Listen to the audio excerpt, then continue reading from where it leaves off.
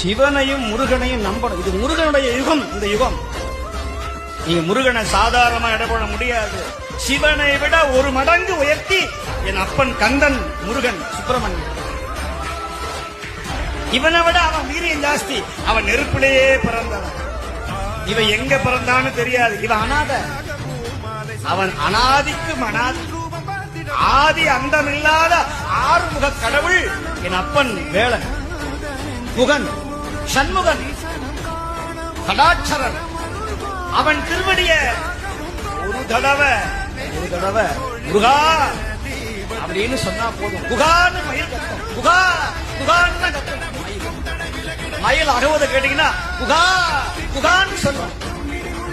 சுப்பிரமணியா, கந்தா, கடம்பா, கந்தனையே சொந்தமென எண்ணிவிட்டால் சந்ததமும் உந்தனருள் கூடி வருமே.